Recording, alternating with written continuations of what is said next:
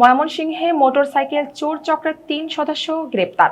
ময়মনসিংহ জেলা প্রতিনিধি মতিউর রহমান মতি জানান, ময়মনসিংহে চুরি হওয়া মোটরসাইকেল সহ ২৮ মামলার আসামি ফ্রিডম মানিক সহ ৩ জনকে গ্রেপ্তার করেছে police bureau of investigation PBI.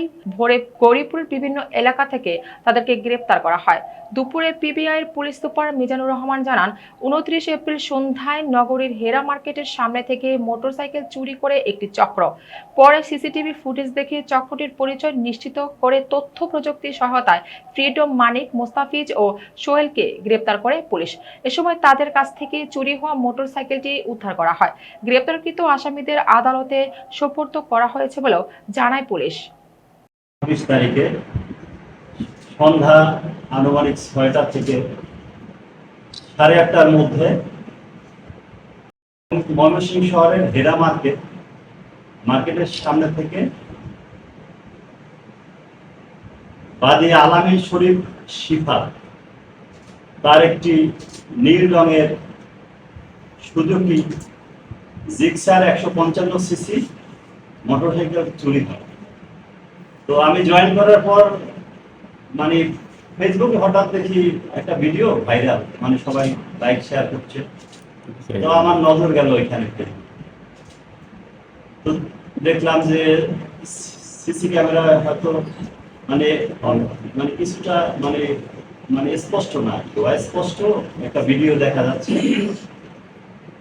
একজন লোক এই বাইকটি মানে চুরি করে নিয়ে যাচ্ছে, এরকম একটা ভিডিও ভাইরাল হয়েছে। আমার নজরে আসার সাথে সাথে আমাদের অফিসে একটি চৌকস টিম, আমি এটার পেছনে শ্যাডো ইনভেস্টিগেশনের জন্য মনোনীত করি। আমরা বেশ কয়েকদিন কাজ করার এক পর্যায়ে, ডিজিটালি এবং ম্যানুয়ালি কাজ করার এক পর্যায়ে মানিক নামের একজন ভদ্রলোকের নাম আমাদের সামনে আসতে শুরু করে এবং ইনফরমেশন আসতে শুরু করে।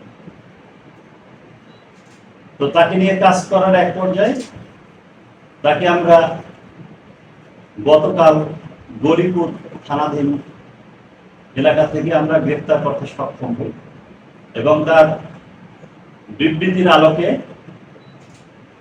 এই মোটরসাইকেলটি এটি নীল রঙের ছিল। এই মোটরসাইকেলটি কালার পরিবর্তন করে কালো রঙের মানে ধারণ করা হয়েছে এবং কালো রং যে ধারণ করে তার নাম সোহেল, তাকেও আমরা ধৃত করতে সক্ষম হই এবং আশিক নামের এক ভদ্রলোকের বাড়ি থেকে মোটরসাইকেলটি আমরা উদ্ধার করি। তো এরকম শহরে আমার জানা মতে আমি আসার পর অনেক ইনফরমেশন আসছে।